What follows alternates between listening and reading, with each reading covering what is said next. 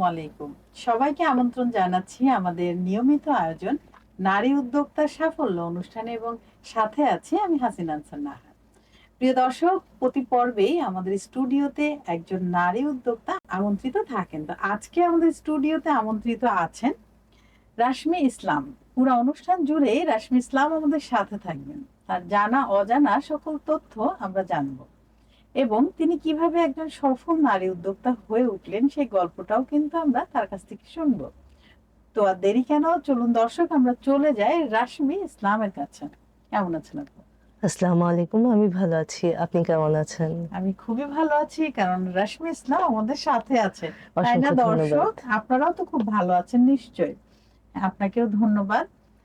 আপনি তো অনেক কিছু নিয়ে কাজ করছেন, তার জি, মধ্যে আপনার ক্লথিং বিজনেস জি, এবং আপনার উপস্থাপনা। জি।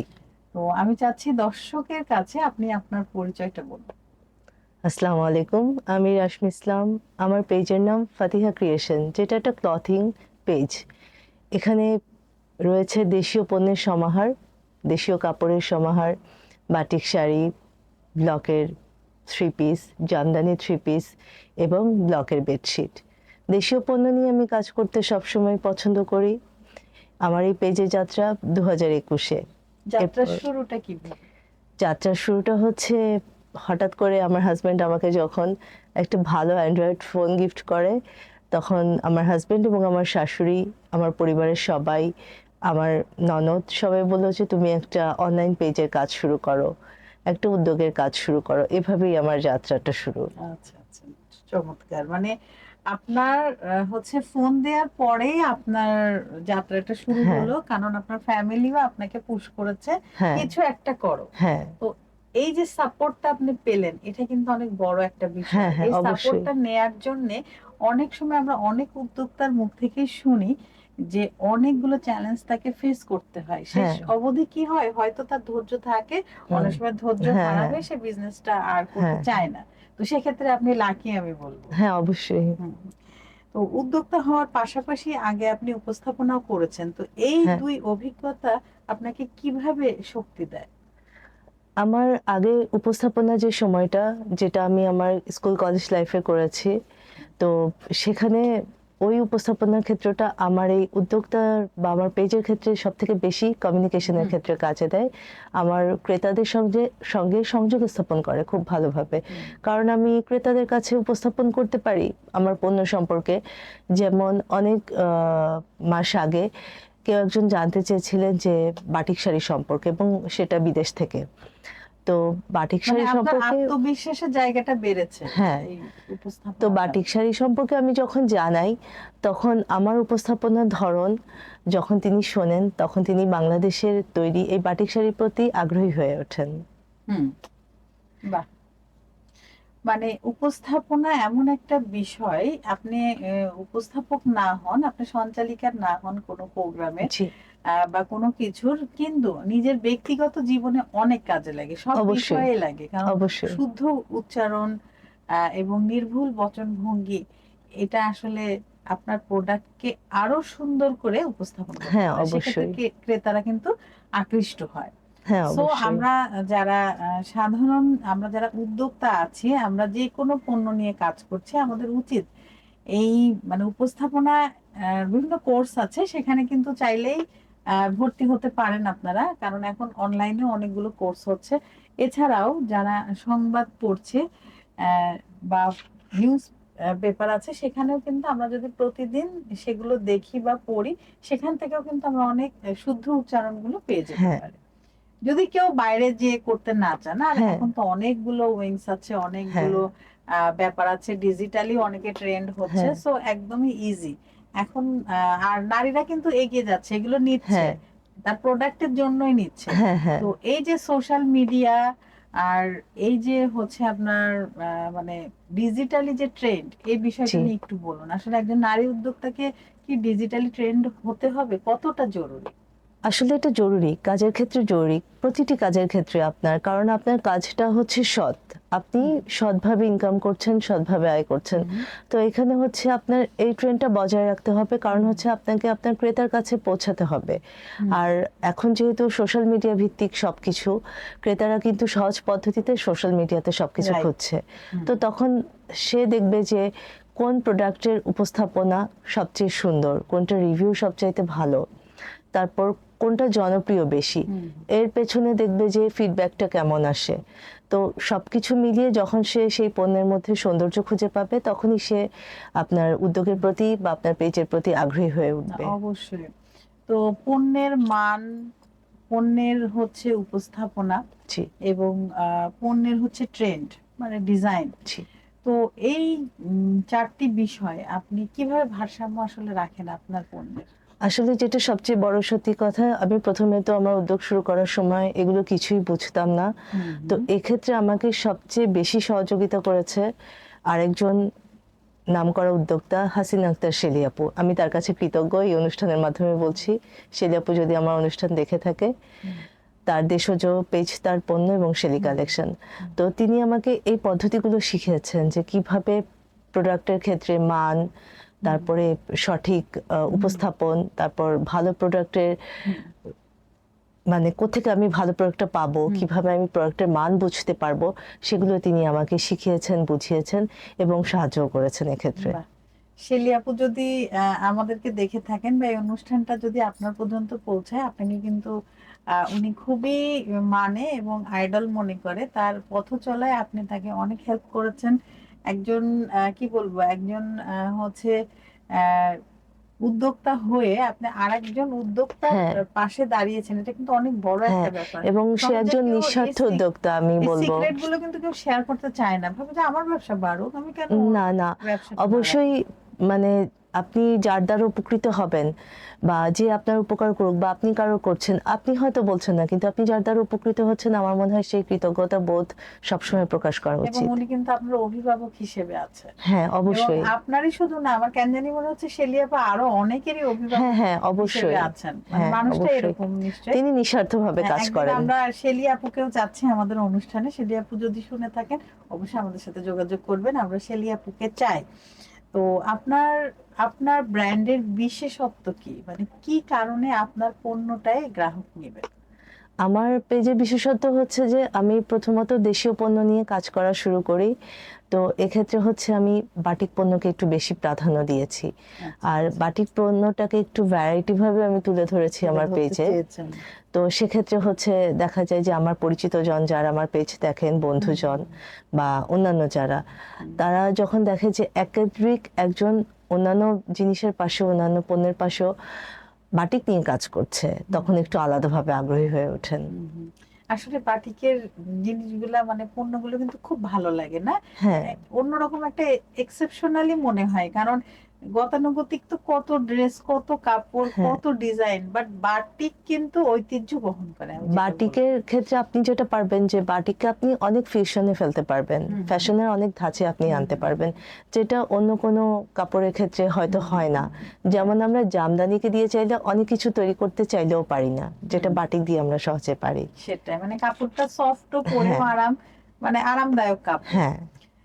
আপনার তো ব্যবসা অনেকদিন থেকেই করছেন, নিশ্চয় শুরুতে কিছুটা ভুল, কিছুটা চ্যালেঞ্জ তো ছিল। তো এমন কি ভুল ছিল যেটা এখন যারা উদ্যোক্তা আছে তারা যেন না করে, সে পরামর্শ? সেটা ক্ষেত্রে আমি বলবো যে আমার প্রথম যে ভুলটা ছিল, আমি যখন প্রথম পেজ চালু করি সেটা রোজার সময়।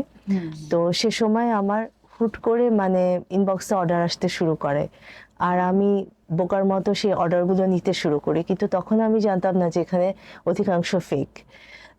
তারপর আমি যখন এটা বুঝতে শিখলাম যে আসলে এগুলো ফেক, তখন আমি ওই অনেক অর্ডার আসার পরে আমি বাছাই করতে শুরু করলাম, এবং আমি এক্ষেত্রে তাদের প্রোফাইলগুলো ঘেঁটে দেখা শুরু করলাম যে আদৌ তারা ক্রেতা কিনা।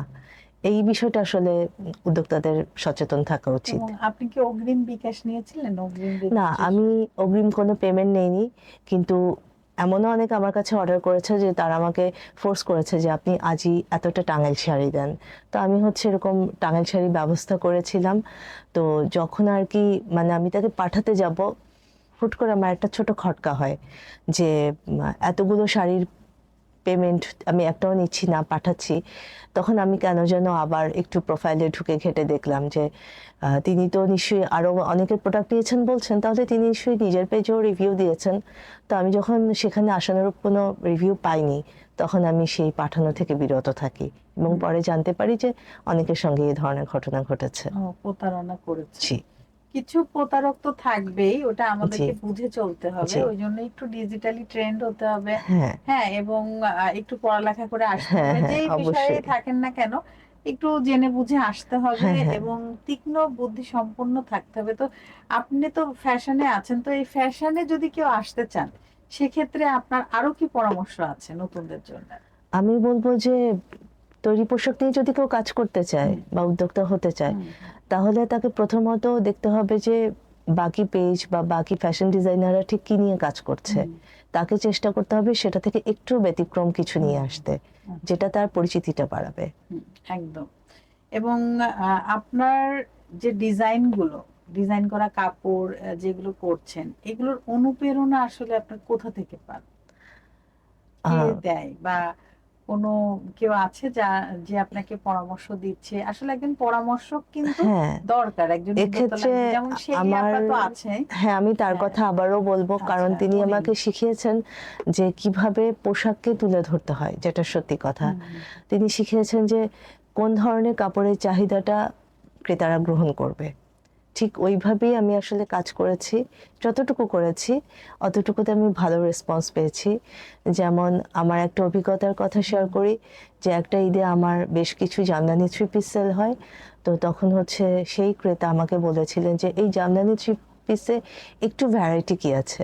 তো হুম, আসলে তো আমি গতানুগতিক ধারা এনে দিয়েছিলাম। তখন পরে আমি চিন্তা করলাম যে একটু ভ্যারাইটিস যদি আনতে হয়, হুম, আমি তখন আলাদাভাবে অর্ডার করেছিলাম যে কালারের কম্বিনেশন, কাজের কম্বিনেশনকে আমি একটু চেঞ্জ করে দিতে হুম, হুম, বলেছিলাম, যে যেটা পরবর্তীতে তার অনেক পছন্দ হয়। হুম। এই তো চেঞ্জ, মানে একবার এক এক রকম হ্যাঁ আনলে, মানে একই জিনিস বারবার কিন্তু গ্রাহকও হ্যাঁ নিতে চাইবে না। হ্যাঁ একটু ব্যতিক্রম আনতে হ্যাঁ হবে, হ্যাঁ একটু ফিউশন করতে হ্যাঁ হবে। তো অবশ্যই। ব্যবসা পরিচালনা, কাস্টমার ম্যানেজমেন্ট, অর্ডার সব মিলিয়ে আসলে কিভাবে কাজগুলো ভাগ করে নিচ্ছেন? আমি আসলে যখন সব কি অর্ডার আপনি হয়, নিজেই করছেন? হ্যাঁ আমি নিজেই করছি। যখন অর্ডার হয় তখন আমি অর্ডারটা গ্রহণ করি, আর আমি আমার গ্রাহককে জানিয়ে রাখি হুম, যে যেহেতু আমি একটা জয়েন্ট ফ্যামিলি বিলংস করছি, তো আমার হচ্ছে অনেক কাজের চাপ থাকে। হুম, আমি পাঠাও বা স্ট্রিট ফাস্ট এগুলোতে আমি দিতে পারি না। হুম, আমি তাদেরকে জানিয়ে রাখি যে আমি সুন্দরবনে আপনাদের প্রোডাক্ট ডেলিভারি করে দেবো, তো তারা হুম, সেটা স্বাচ্ছন্দ্যে মেনে নেয়। আর আশেপাশের জন যারা আছে তারা এসেই নিয়ে যায়, বা কেউ কাছে থাকলে পাঠিয়ে দিই। হুম। এমনি ডেলিভারি ম্যান তো আছে।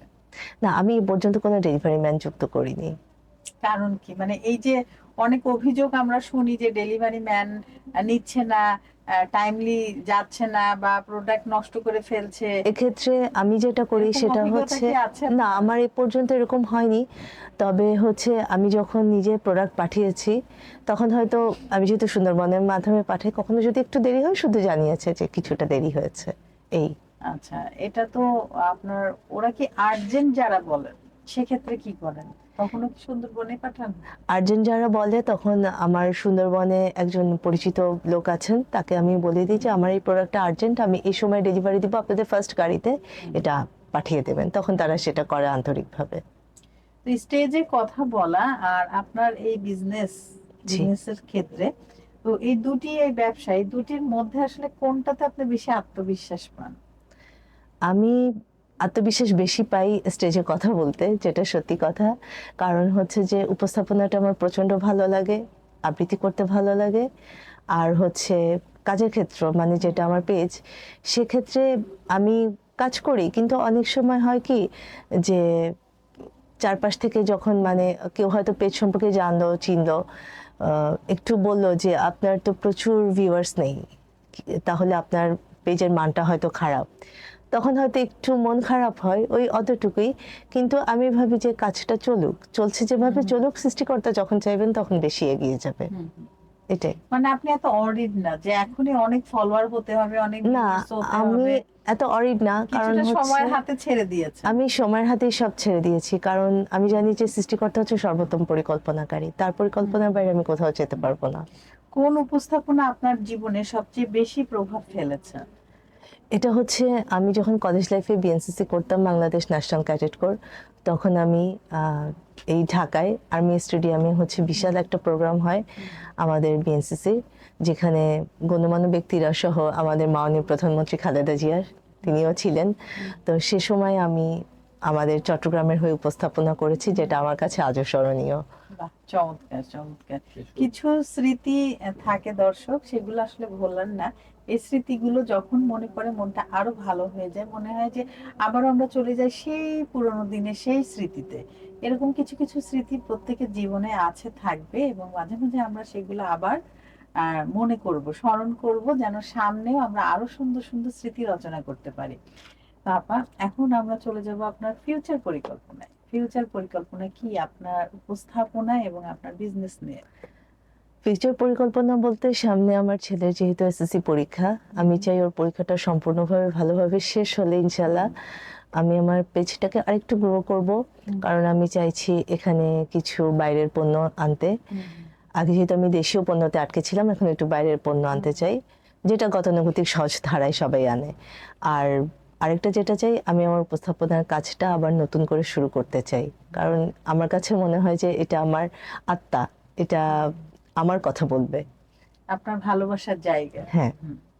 দর্শক, ভালোবাসার জায়গাগুলো এমনই, যেটার মধ্যে আমাদের যেই কাজ করতে আমাদের ভালো লাগে, আমরা ভালোবাসি, সেই কাজেই কিন্তু আমরা বারবার ফিরে যাই। হয়তো কিছু সময় মনে হয় যে না, আর এগোবো না, একটু বিশ্রাম নেই, কিন্তু তারপরে আবারও সেই জায়গায় যায়। আপু উপস্থাপনা প্রথমে শুরু করেন, এবং আবারও উনি ওইটাতে আবার ফিরে যেতে চাচ্ছেন, যদিও ফ্যাশন ওনার আরেকটি প্যাশন আমি বলবো। তো আপু, আপনার কেমন লাগলো আমাদের এই নারী উদ্যোক্তার সাফল্য অনুষ্ঠানে এসে? অনেক ভালো লেগেছে, অনেক ধন্যবাদ। আর সবাইকে, এখানে প্রতিটি সেক্টরে যারা কাজ করছে সবাইকে অসংখ্য ধন্যবাদ, কারণ সবার পরিশ্রমে এত সুন্দর একটি অনুষ্ঠান। আপনাকে অনেক ধন্যবাদ। আপনি আপনার মূল্যবান সময় থেকে সময় বের করে আমাদের স্টুডিওতে এসেছেন। আপনার এই ছোট ছোট স্বপ্ন, এই ভালোবাসা সত্যি আমাদের হৃদয় ছুঁয়ে গেছে। আবারও নতুন কোনো আয়োজনে আপনার সাথে জি, দেখা হবে। অবশ্যই। অবশ্যই ভালো থাকবেন। অবশ্যই। দর্শক, আপনারা যারা এতক্ষণ আমাদের সাথে ছিলেন, আমাদের পাশে ছিলেন, আপনাদের সবাইকে অসংখ্য ধন্যবাদ।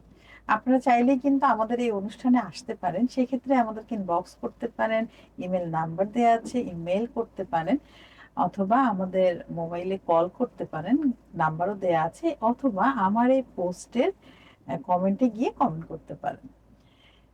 প্রতি পর্বেই দর্শক, আমাদের প্রত্যাশা থাকে নারীর স্বাবলম্বিতা এবং নারীর সফলতা, সফলতায় নারীর জীবন ভরে উঠুক, এই কামনায় আজকের মতো আমি হাসিনা আনসার নাহার এখানে বিদায় নিচ্ছি।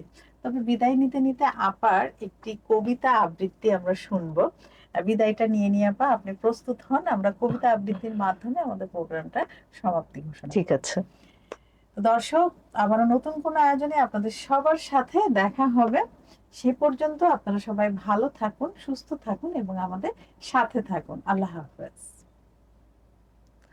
আচ্ছা, আমি যেহেতু একটু লেখালেখি করছি এবং শব্দদহন আমাদের সাহিত্য প্রকাশন একটা বন্ধুদের, সেখান থেকে আমার একটা লেখা বের হয়েছিল, সেটা হচ্ছে 18 বছর পর অমিত লাবণ্য, কবি রবীন্দ্রনাথ ঠাকুরের শেষের কবিতা থেকে অনুপ্রাণিত।